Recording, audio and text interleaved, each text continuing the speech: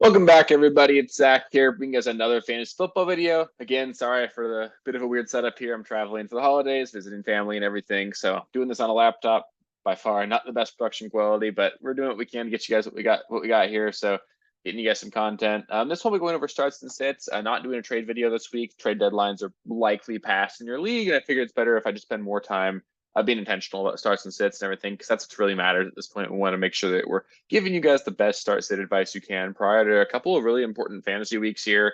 We got 2 weeks left in the regular season. A lot of these games are must win for you people, and really want to do what I can to help get you guys all set. We got a lot more games early in the week as well. 3 games on Thursday for Thanksgiving, 1 game on Friday. So a lot more action early on in the week as well. So with all that, let's just get into it. I'll cover the first 8 games of the week. We have no teams on bye. So we got 16 games this week. Cover the first 8 in this video here. Then I'll cover the final 8 in another video that'll come out tomorrow. And then you'll just have to be letting me know and stuff over the holiday weekend if you guys have questions. And I'll do my best to get you guys input and all that. So yeah, let's get into the first game here. First game here, opening up on Thanksgiving, we got the Bears at the Lions. Despite the fact that the Bears looked a lot better on offense last week against the Vikings, I really don't feel great about starting any of them. The Vikings have been effectively a pass funnel lately, so it's been really easy to throw the ball effectively on them. So the fact that the Bears went out there and had a big game, not exactly shocking. It doesn't necessarily signify that they're turning the corner there. And the Lions are also playing phenomenal defense. There's certainly some reason to expect regression here for the Bears. That being said, though, they're manufacturing enough touches for DJ Moore. He's a good enough player. He's a wide receiver 2 to wide receiver 3 for me. Other than that, though, Keenan Allen, Roma Dunze, they'd be low end flex plays. I wouldn't expect either one of those guys to go out there and have a monster game. I bet Keenan Allen probably doesn't have a game like he did last weekend the entire rest of the season. DeAndre Swift, low end RB2 for me. They're using him as a pass catcher, but you can't run against the Lions. So you're going to need him to catch a few passes. Roshan was not involved last week, really. I know that 2 weeks ago we saw him get more involved than he had been the previous week. I think Swift was maybe just dealing with a groin injury. I think Swift will be, a solid low end RB2 here, but not a guy that I expect to put you on his back or anything this week. Cole Kmet, he's a streaming option at the tight end position. It's a tough matchup. I'd prefer not to. I don't want to start my week with a goose, and Kmet can really do that for you, especially in the first game of the week. But you could do that if you need to. And then Caleb Williams, I don't want to play him here. Again, the Lions defense is phenomenal. I just don't trust Caleb, so I wouldn't really do that. The Lions kind of tough to decide actually as well. Like both running backs, those guys are in. Amon-Ra St. Brown, he's in for sure. But I think it's okay to sit everyone else here. The Bears are a really solid pass defense, actually. So playing guys like Sam Laporta, who have been extremely disappointing all season, and then also playing someone like Jameson Williams, is pretty boom or bust. Like it doesn't feel like an environment where you're going to need the Lions to put up a lot of points. I don't really want to lean on those two or Jared Goff this week. So for me, it's both running backs. Again, this is assuming David Montgomery plays. Sounds like they're not going to really keep him out. I know he has a shoulder injury, but Dan Campbell went on record saying that it would be really difficult to keep him out of a game against his former team. And then Amon-Ra, he's banged up right now, but I think he'll suit up as well. So you're playing him. Next, for the second game of Thursday, kind of the boring in between game on Thursday. So maybe have an early dinner or whatever with your guys' families on Thanksgiving. That way you can go watch the more fun game in the evening. But got the Giants and the Cowboys here. The Giants, Malik Neighbors, Tyrone Tracy, low end starting options here. I'd view like Neighbors as a wide receiver 3 and Tracy as a low end RB2. Neighbors just hasn't really been getting it done from a fantasy standpoint lately. Going to Tommy DeVito really does limit the upside here. I know DeVito is dealing with an injury, so we could see Drew Lock. I think that is better for the offense. I just don't expect that to be like, it's not like Drew Lock's going to go out there and throw for 400 yards and 3 touchdowns. So, low upside here for this offense in general, but you can play both of those guys, but there's really nobody else there. For the Cowboys, CeeDee Lamb, he's a must start. They're just giving him 10 plus targets every single week. They're close to the line of scrimmage. You're not getting a lot of yards per catch or anything, but he's got a shot to score because of how involved he is in the offense, how explosive he is, and the really safe floor with how many targets he's getting. You're still playing him for sure. Luke Schoonmaker, it sounds like Jake Ferguson's going to have a hard time suiting up in this one. So Schoonmaker's a tight end dart throw if you need it. Probably need a touchdown. He did split touches with Spanford last week as well, or snaps with him. So it's not a great play, but there is potential there. You can play him if you need to. Rico Dowdle, he's a low end RB2 for me, but I don't really love it this week, especially in a week with 0 buys. I hope you can do better. Cooper Rush also, desperation streaming option with no teams on buy. I hope you can do better than him as well. Next, we got a fun game here. The last game of Thanksgiving, we got the Dolphins at the Packers. Really should be a fun one. Mixed to like a low end streaming option here. Should be a high over under in this game, but it's going to be a cold game. We're in Green Bay here.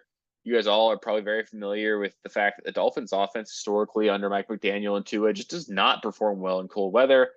I don't know if that, it's a small sample size, but it's like, I think he's 0-7, I believe, in games where the weather has been 20 degrees or colder. It could be that cold here in Green Bay this week. This offense just does not move the ball very effectively. I don't know exactly. I don't want to read into that too much, but it's something that would give me pause. If we've got like an equal option, I'd prefer to look elsewhere than Tua this week. HN though, he's a must start. They're just hyper targeting him. He's an explosive player. You're playing him every single week. Johnny Smith also probably a must start. Like they're manufacturing touches for him. You can make an argument that he's the wide receiver one in this offense. So you're playing him for sure.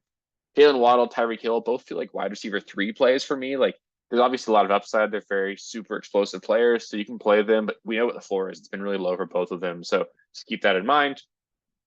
Jordan Love, you're probably starting him. Again, a high over under. Didn't really work out for him last week. I know he had a really low completion percentage, didn't necessarily perform very well, but Christian Watson dropped what should have been like a 60-yard touchdown. Would have just made his day look completely different. And also you had Josh Jacobs get 3 rushing touchdowns. So that doesn't exactly give you a lot of opportunity there for Jordan Love to do a lot.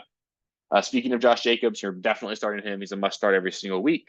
At the receiver position, I think Romeo Doubs will be missing this week with a concussion. Makes Jaden Reed the wide receiver 1 on the offense, Christian Watson the wide receiver 2 for me, and then Wicks the wide receiver 3. They're all in play if you need them, but I would prefer, honestly, like I'm okay benching all of them as well. Like you don't need to play either one of those guys. Jaden Reed hasn't been manufactured touches as much as I'd like for him to be, so it's tough to even consider him as like a safe floor play.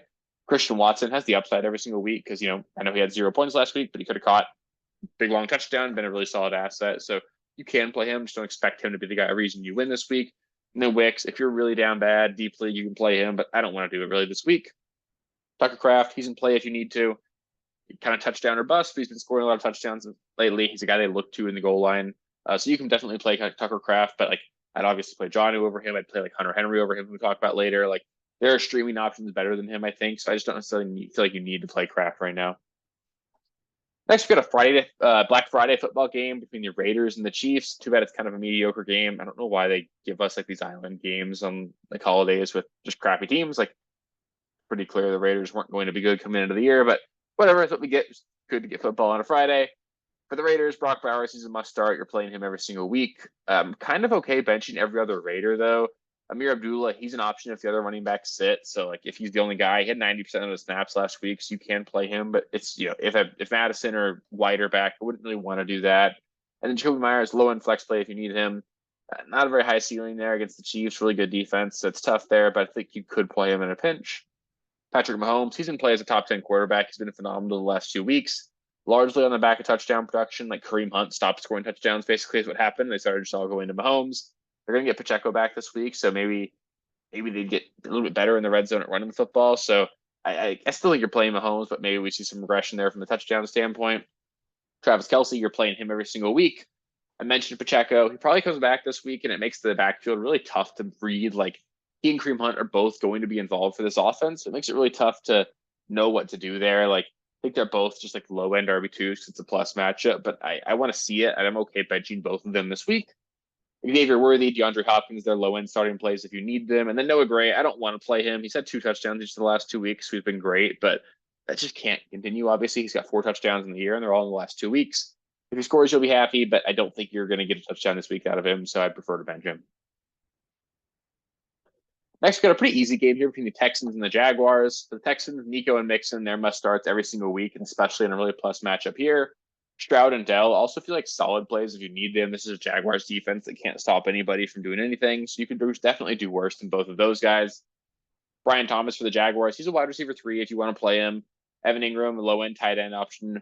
Both players do get a bump if Trevor Lawrence plays. They're both also in play if he doesn't, but they do, of course, need him to have like ceiling options there. So you're hoping Trevor Lawrence comes back and then Brian Thomas can really elevate himself back to what he was doing earlier on in the season, but even if he doesn't play, I think you can flex or play Brian Thomas as a wide receiver 3.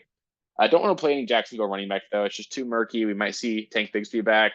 We saw Doug Peterson this last week talk about maybe making some personnel changes. He was very vague about it, but like it could mean that we're just going to see a lot of Tank Bigsby.